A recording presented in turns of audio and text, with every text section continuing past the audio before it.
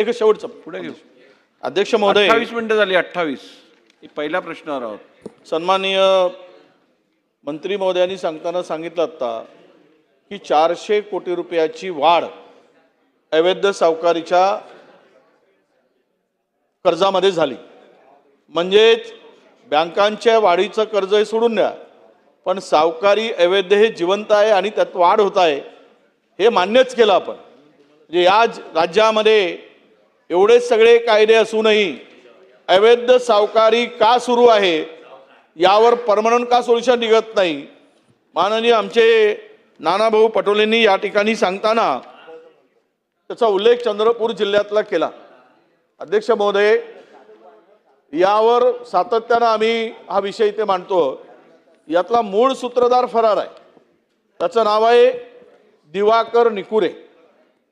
हे पैसे यांच्या खात्यातून या खात्यामध्ये जमा झाले. दिवाकर निकुरेंच्या पोलिसांनी तपासाची पथकं सुरू केली, त्याला शोधणं सुरू केलं. अध्यक्ष महोदय, माननीय मंत्री महोदयांना सांगतो, यांनी आत्तापर्यंत 130 लोकांना चेक दिले जमिनी बळकावून अवैध सावकारच्या नावाने, आणि चेक देऊन 130 चेक बाउन्स झाले. भले त्याच खात्याचे पैसे द्यायचे. 130 चेक. आणि हा पूर्वी दुसऱ्या पक्षात होता. बोयर साहेब, तुम्ही त्याला मला त्या दिवशी सांगितलं ना, आता तिसऱ्या पक्षात गेला, आता सत्ताधारी पक्षात गेला. अरे जरा तपासून तरी माणसं घ्या हो. हा स्वच्छ झाला काय? आता तुमच्या पक्षात गेला हो. त्याला नका घेऊ ना. राष्ट्रवादीत होता, काँग्रेसमध्ये होता, राष्ट्रवादीत गेला, भाजपमध्ये गेला. 130 लोकांना फसवून हा प्रत्येक वेळेस करतो. याच्यावर कारवाई का होत नाही? हा दिवाकर निकुरेला कधी पकडणार आहेत? आणि अध्यक्ष महोदय, मंत्री महोदयांनी यात 130 चेक बाउन्स करणाऱ्या सावकाराला किती दिवसात कशी कारवाई करणार, किती दिवसात त्याला बेड्या काढणार आहात? कारण याचा तो रोशन कुळे ज्याचं किडनी विकल्या गेली त्यातला हा मुख्य सूत्रधार सुद्धा हाच आहे. या कुळेच्या खात्यातून 8 लाख रुपये या दिवाकर निकुरेच्या खात्यामध्ये ट्रान्सफर झाले. बाकीच्यांना अटक झाली. याच्यासोबत काही व्यवहार करणाऱ्यांना प्रदीप बावनकुळे असतील, किशोर बावनकुळे आहेत, मनीष गाडबांधे आहेत, हे अटक होऊ शकतात.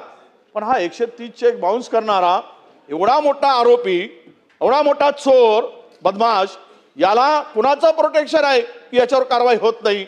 म्हणून हे किती दिवसात कारवाई करणार हे मंत्री महोदयांनी या अवैध सावकाराविरुद्ध सांगावं. अध्यक्ष महोदय.